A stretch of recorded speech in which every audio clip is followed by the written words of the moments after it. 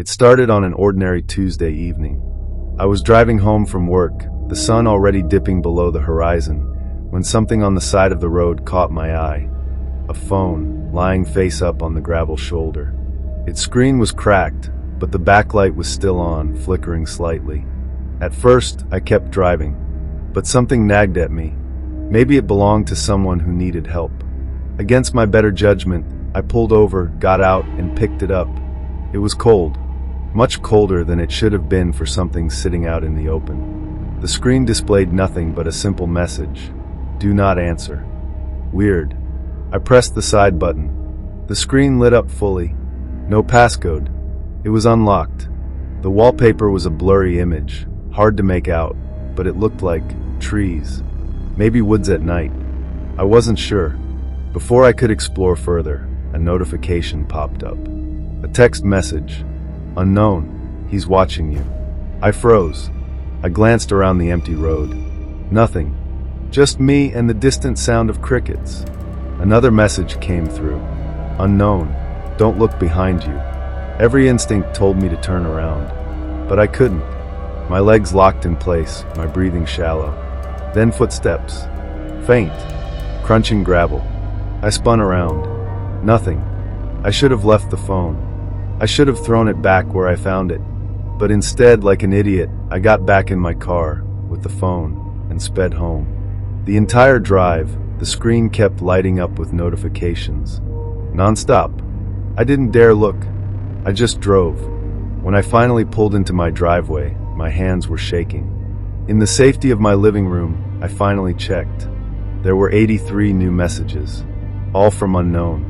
The first few were simple warnings. "Don't answer. He's coming. Stay away from the windows." Then they got stranger. "He doesn't like when you see him. The eyes. Look for the eyes. Turn off the lights. Now." I stood there, reading, as a loud thud echoed from my back door. I jumped, dropping the phone. The screen cracked further as it hit the floor. My heart was pounding so hard it felt like my ribs would shatter. Another message popped up as I bent down to pick it up. "Don't open the door." A chill ran down my spine. Someone or something was at my back door. I crept toward the kitchen, flipping off the lights as instructed. Peeking through the blinds, I could see nothing. Just the overgrown backyard. Then movement. In the far corner, near the tree line, 2 glowing dots. Eyes. Reflecting the moonlight. No body. Just the eyes. Staring. Unblinking. Another message buzzed in. "Do not move." I obeyed. I don't know why, but I did. I stood there, frozen, barely breathing. Then the eyes blinked. Once. Twice. And disappeared. I waited in silence, afraid to move, afraid to breathe. After several minutes, the phone vibrated again. "He's gone. For now." I collapsed onto the floor, overwhelmed. What the hell was this? A prank? A sick joke? But before I could think further, the phone buzzed again. This time, it wasn't a text. It was a file. A video. I hesitated, thumb hovering over the play button. Then curiosity won. I tapped it. The screen flickered. Grainy footage appeared, shot in the woods at night. The camera was shaky, like someone was running. Branches whipped past the lens.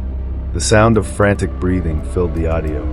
Then the camera whipped around, pointing behind. For a split second, something massive was visible. Tall, humanoid, but distorted. Its limbs were too long. Its head wrong, tilted unnaturally to one side. And its eyes, those same glowing, inhuman eyes. The screen went black. Then the phone vibrated again. "You saw him. Now he sees you." I nearly threw the phone across the room. This wasn't a prank. This wasn't someone messing with me. This was real. A loud bang rattled the front door. I jumped up, heart pounding.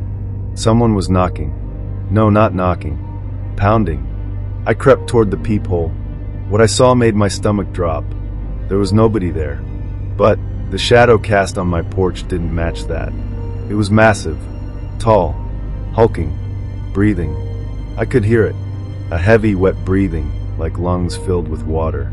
My phone buzzed. "Do not open the door. Don't talk to it. Don't acknowledge it. I backed away slowly. The pounding stopped. Silence. Then the door handle jiggled once, twice, then slowly turned. Locked. Thank God I had locked it. The shadow lingered for a few moments more, then receded. Buzz. Another message. Check your backyard. I didn't want to. Every fiber of my being screamed, don't. But I did. Slowly I parted the blinds. There, written in the dirt of my backyard, were words. Huge letters, carved into the earth like claw marks. I see you. I dropped the blinds, backing away. Another buzz. It won't stop. You took the phone. You're marked. My hands trembled. I typed back for the first time. Me. What do I do? How do I stop this? No response. Minutes passed. Then one final message. Return it where you found it, before midnight, or it stays with you. I didn't think twice. I grabbed my keys, jumped in the car, and drove.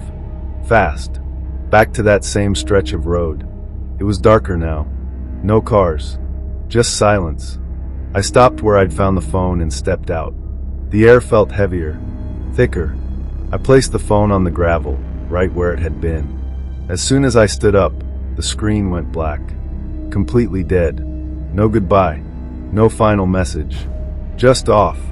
I jumped back in the car and drove home as fast as I could. Nothing followed me that night. No messages. No shadows. No eyes.